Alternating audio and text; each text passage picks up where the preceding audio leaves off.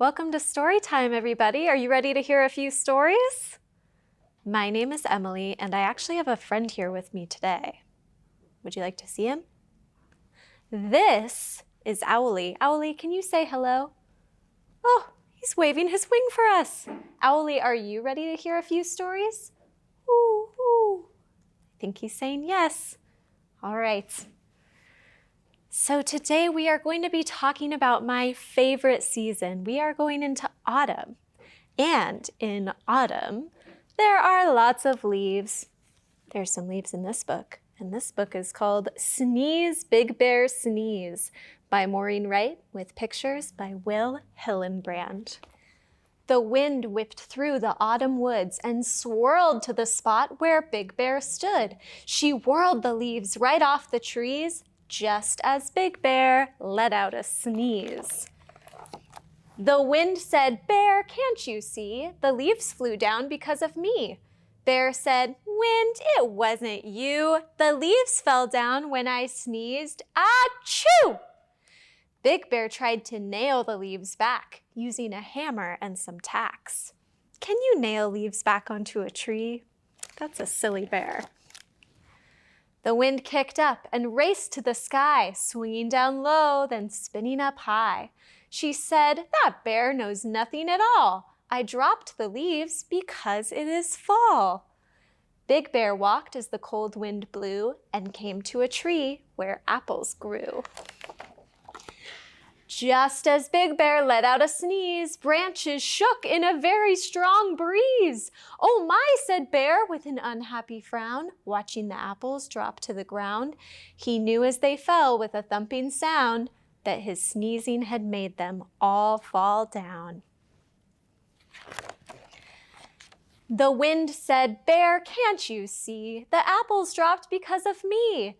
Bear said, "Wind, it wasn't you. The apples fell when I sneezed. Achoo!" He put the apples on a branch of the tree, stacking each one carefully. The wind swirled round the forest glen, dipping and whipping back again. She said, "That bear knows nothing at all. I dropped the leaves because it is fall." Big Bear lumbered down to the lake. 20 geese rested. Not one was awake. Just as Big Bear let out a sneeze, waves splashed up like a stormy sea. The geese flew off with a honking sound, flapping great wings above the ground. "Oh my," said Bear as he looked up high. "What have I done?" he said with a sigh. The wind said, "Bear, can't you see? The geese headed south because of me." Bear said, "Wind, it wasn't you. The geese flew away when I sneezed. Achoo!" The wind spun round the autumn woods, then circled back to where Bear stood. She yelled, "Big Bear, I've had enough. I'm tired of this crazy, ridiculous stuff." Wind took a deep breath and let it out with a whirling, twirling, mighty shout.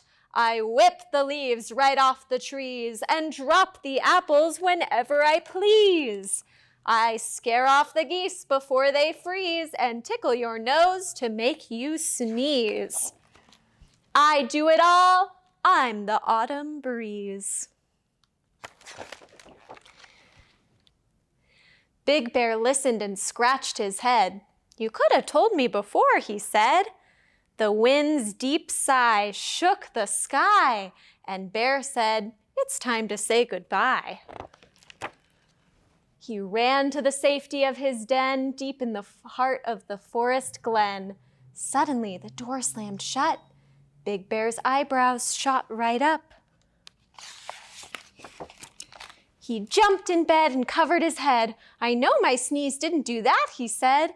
"It's only the wind on a blustery night, so no more sneezes." And he blew out the light. The end. That was kind of a silly bear. He thought his sneezes were dropping everything from the trees. Well, now we're going to read a book about leaves, and these ones are going to fall off the trees too. This book was written by Janet Lawler with pictures by Lindsay Dale Scott, and the paper engineering is by Eugen Kim.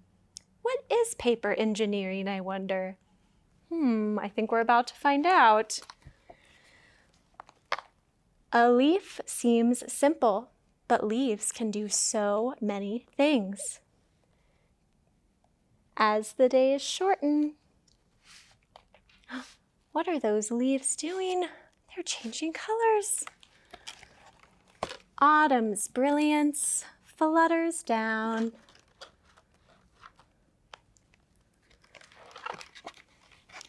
Hungry critters hide under the layers. I think there's one hiding on this side. What's this? There is a jumpy little frog hiding under those leaves.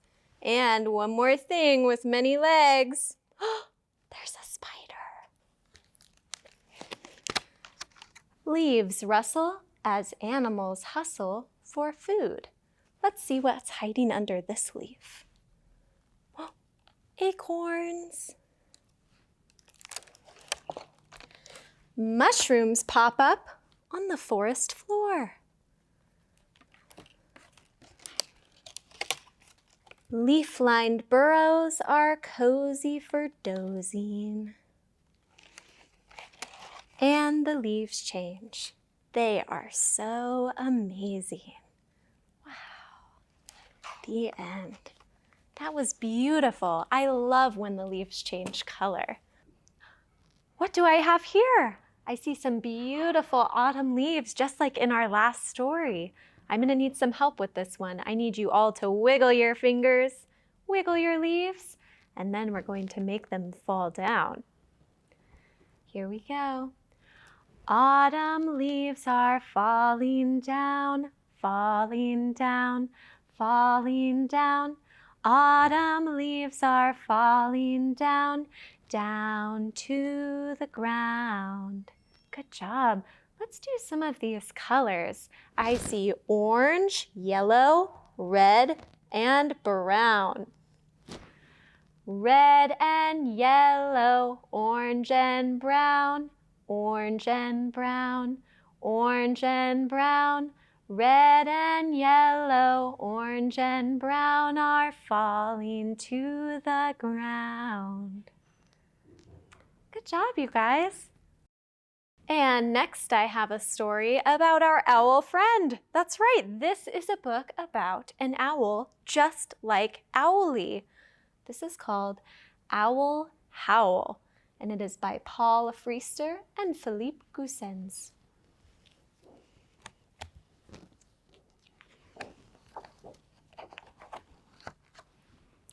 One afternoon in the forest, the air was filled with a terrible howl. Hoo, hoo!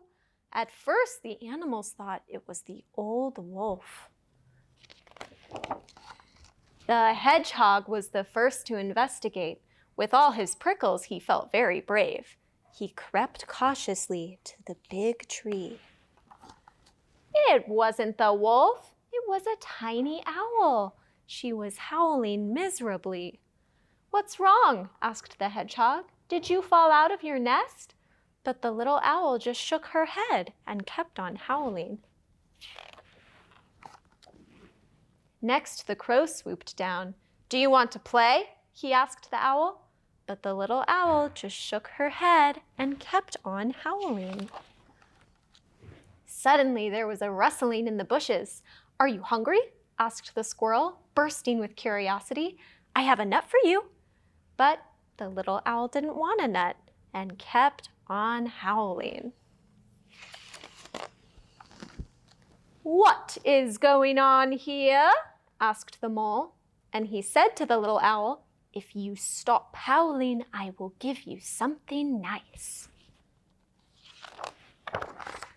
The mole dug his way to the meadow and came back with a colorful necklace made of flowers. But the little owl just shook her head and kept on howling. The old stag beetle scuttled along next. He looked at the owl sternly. "You should be ashamed of yourself howling like that. This sort of thing never happened in my day." Now the little owl howled even louder. "Look what you have done," scolded the animals. The stag beetle felt terrible and ran to find a large cobweb. "Why don't we rock the little owl?" he suggested. "She is sure to like that." So they rocked the little owl. The mole even hummed a lullaby. But the little owl just kept on howling. Then, suddenly, she flew right out of the hammock and straight into the wings of Mommy Owl. "What's wrong, sweetheart? Why are you howling like that?" asked Mommy Owl. All the animals held their breath, waiting to hear the answer. The little owl stopped howling at once. She sniffed a little and then cheeped quietly. "I forgot." What? That is such a silly owl. She didn't even know why she was crying the entire time. Well, my friends, it is time for us to say goodbye. Thank you for listening to Storytime with me and Owlie. Owlie, can you wave goodbye to our friends? Woo-hoo! I think Owlie is a little tired. We'll let him go back to the library to take a nap. Goodbye.